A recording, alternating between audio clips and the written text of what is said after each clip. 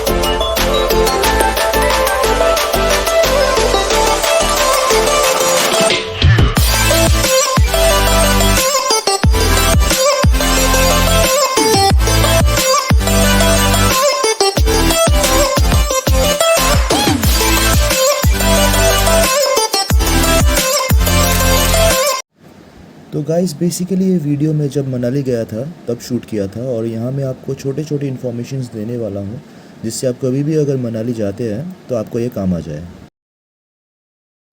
तो मनाली जाने के लिए सबसे पहले आपको दिल्ली या फिर चंडीगढ़ जाना पड़ेगा और वहाँ से इवनिंग के टाइम पे आपको डायरेक्ट बस या फिर कैब सर्विस भी मिल जाएगी।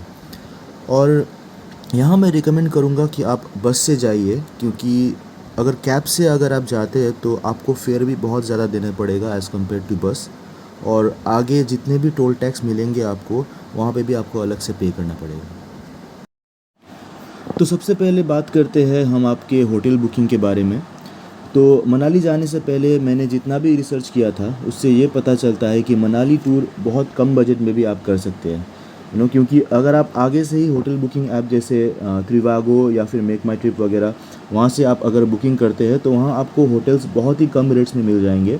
और जो मेन सेंटर ऑफ अट्रैक्शन है आपका मनाली का मॉल रोड, वहाँ से 1 से 2 किलोमीटर अगर दूर भी लेते हैं तो वहाँ से होटल्स के प्राइस और भी ज़्यादा ड्रॉप्ड मिलेंगे आपको। मैं पर्सनली अपने एक्सपीरियंस से बता रहा हूँ कि मैं जिस होटल में रुका था, होटल हिमगिरी, पीक सीज़न के टाइम में भी बहुत रीज़नेबल प्राइस था। दिन का सिर्फ 1200 रुपये था और वो होटल भी मॉल रोड के एकदम बीचों बीच में था। और हाँ, अगर आप ऑफ सीज़न में जा रहे हो तो instead of booking hotels in advance आप वहाँ जाके खुद से होटल चूज़ कर सकते हैं, क्योंकि ऑफ सीज़न के टाइम पे होटल के प्राइस भी ड्रॉप हुए होते हैं, रूम्स भी अवेलेबल होते हैं और आप प्राइस भी नेगोशिएट कर सकते हैं। तो अभी बात करते हैं मनाली में आप कहाँ कहाँ घूमने जा सकते हैं। तो पहले दिन तो आप क्लब हाउस, हिडम्बा देवी टेम्पल, मानू टेम्पल और मॉल रोड में टाइम स्पेंड कर सकते हैं, जो कि सब आपका वॉकिंग डिस्टेंस में पड़ेगा। अभी मैं हिडम्बा देवी टेम्पल आया हूँ, जो भगवान भीम है उनके पत्नी के नाम से ये टेम्पल है।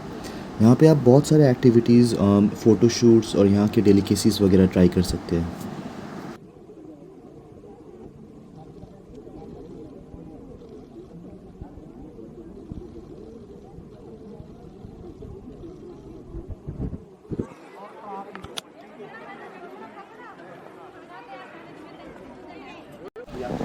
मुझे ये वुडन पेंटिंग का कॉन्सेप्ट बहुत इंटरेस्टिंग लगा, तो मैं ये भाई साहब से एक पेंटिंग बनवा रहा हूँ जो मेरे मनाली का एज अ सूवेनियर रहेगा।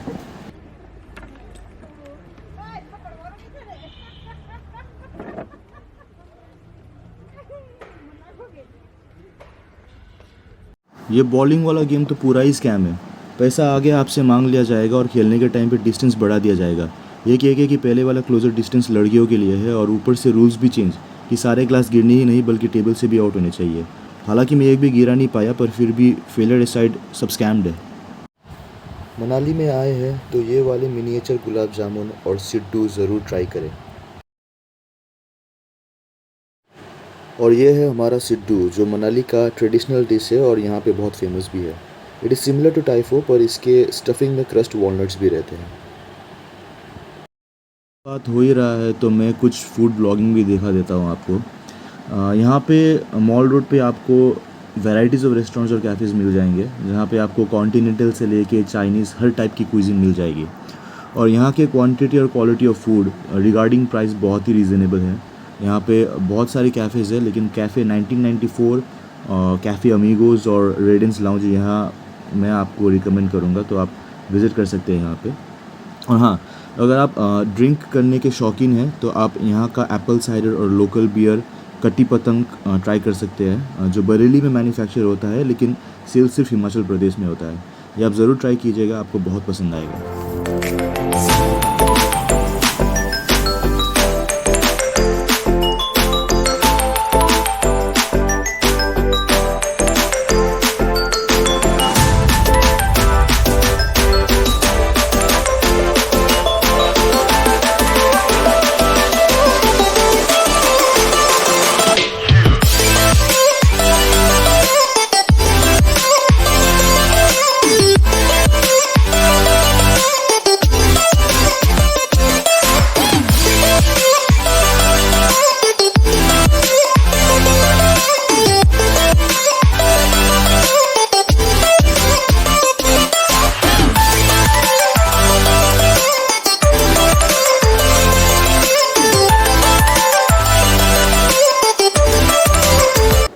तो डे 2 इन मनाली नाउ।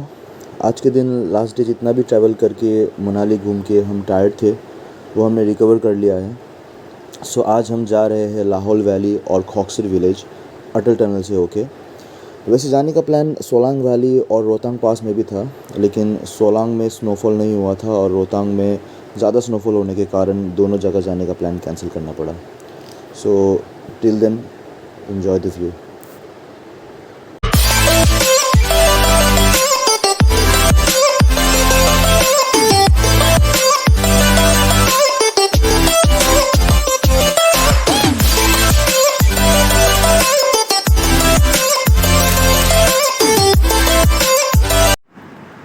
तो अभी हम पहुंच गए हैं अटल टनल, जो आपका 9 किलोमीटर लंबी है और 10,075 फीट हायर ऑल्टीट्यूड पे है। और इस टनल के उस पार है हमारा मंजिल लाहौल वैली और खॉक्सर विलेज।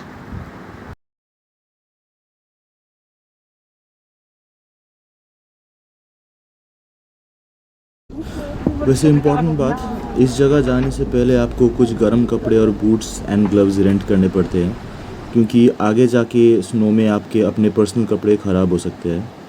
तो ये स्नो के लिए बॉम्बर जॉम्पसूट टाइप के अपैरल्स होते हैं। मुझे ये 300 रुपीज़ रेंट पड़ा और बूट्स के अलग से 100 rupees.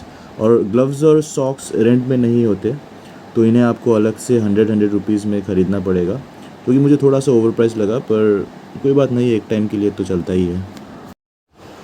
So now back to Khoksar village guys, and sincere apologies, क्योंकि पिक्स क्लिक करने के एक्साइटमेंट में मैं लाहौल वैली का वीडियो रिकॉर्ड करना भूल गया। But fortunately we manage to shoot some beautiful pic, some scenic views at Khoksar. So stay tuned.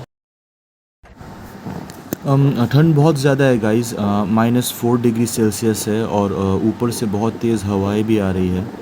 तो आप अपने दोस्तों के साथ आइए या फिर यहाँ अपने पार्टनर के साथ आइए, लेकिन छोटे बच्चों के लिए और एल्डर्स के लिए ये मौसम में ये जगह मैं बिल्कुल भी रिकमेंड नहीं करूँगा, क्योंकि ऐसी ठंड में हाइपोथैलेमिया का भी डर रहता है।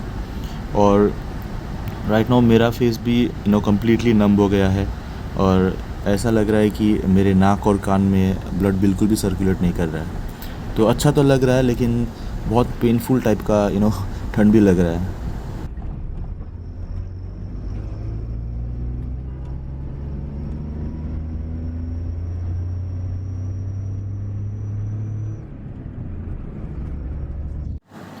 यहाँ पे मैं समझ में नहीं आ रहा था कि उस रास्ते को मैं कैसे क्रॉस करूँ, क्योंकि मैं जानता हूँ वीडियो में सही से पता नहीं चल रहा है, पर वो रास्ता बहुत ही ज़्यादा स्टीप था और बूट्स की ग्रिप भी सही नहीं थी और ऊपर से स्नो भी बहुत ज़्यादा स्लिपरी था। इसके बाद हम वापस अपने होटल रिटर्न हो गए और ये कुछ पिक्स लाहौल वैली के।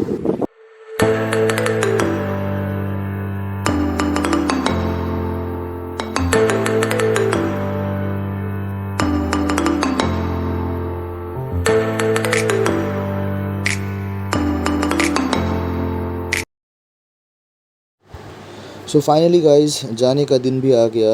हालांकि जाने का मन तो बिल्कुल भी नहीं कर रहा है, बट इवेंचुअली जाना तो पड़ेगा ही, क्योंकि आगे और भी एक्सप्लोर करना है। So that's it for today guys. If you like my video, do subscribe to my channel, hit the notification bell icon, and do not forget to like, share and comment.